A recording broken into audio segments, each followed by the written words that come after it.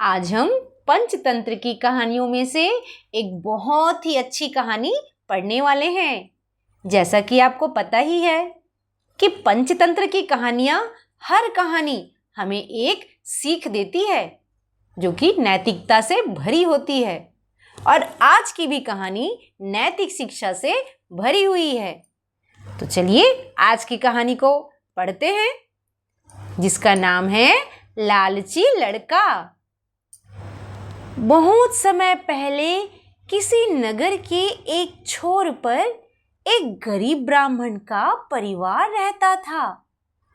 वह दिन रात अपने खेत में काम करता, फिर भी उसके पास हमेशा धन की कमी ही बनी रहती थी।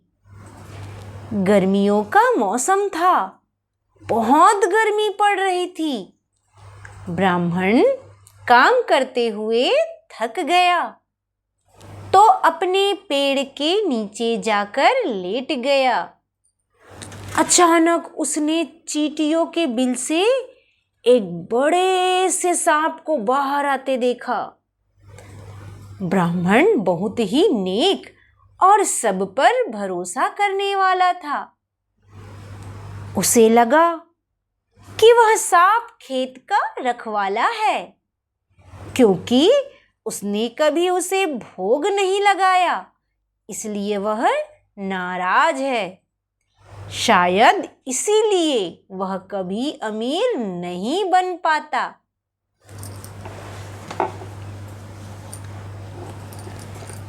उसने तय किया कि वह सांप की पूजा करेगा और रोज उसे दूध पिलाया करेगा। वह दूध से भरा कटोरा ले आया, जिसे उसने सांप के बिल के पास रख दिया। उसने सांप से उसकी देखरेख ना करने की माफी भी मांगी। अगली सुबह उसने पाया कि दूध का कटोरा खाली था और उसमें सोने का एक सिक्का रखा था। इसके बाद तो ब्राह्मण रोज सांप के बिल के बाहर पूजा करके दूध से भरा कटोरा रख देता और अगली सुबह दूध का कटोरा खाली मिलता। हाँ, उसमें सोने का एक सिक्का जरूर रखा होता। देखिए, ब्राह्मण दूध से भरा कटोरा सांप के पास लेकर आया है उसे पिलाने के लिए।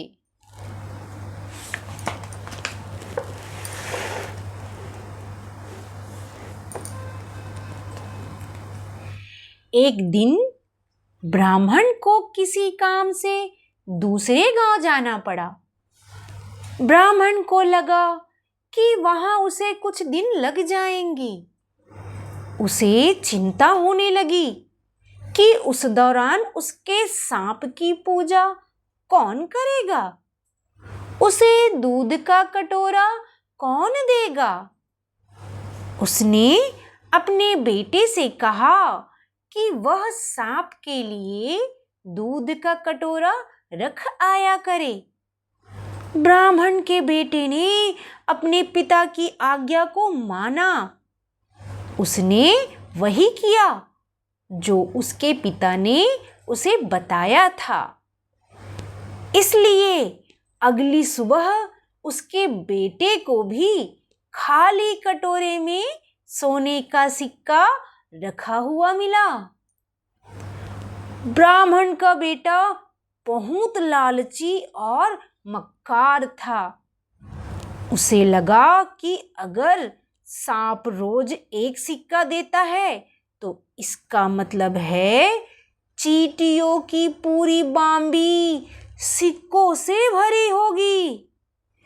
उसने तय किया कि वह रोज एक सिक्का लेने की बजाय सांप का ही काम तमाम कर देगा, ताकि उसे सारे सिक्के एक साथ मिल जाए। उसने एक बड़ा सा मजबूत डंडा अपने हाथ में ले लिया और सांप के बिल से बाहर आने की प्रतीक्षा करने लगा। ज्यों ही सांप बाहर आया, उसने उसके सिर पर डंडे से वार किया।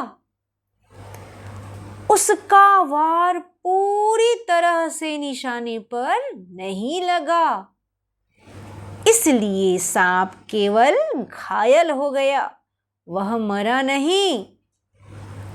ब्राह्मण के बेटे की इस हरकत पर सांप को बहुत गुस्सा आया।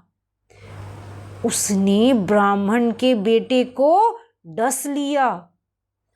लालची लड़का सांप के विष से वहीं ढेर हो गया। देखिए तो चित्र में, यही वो लड़का है, ब्राह्मण का लड़का, जो सांप को दूध पिलाने आया है।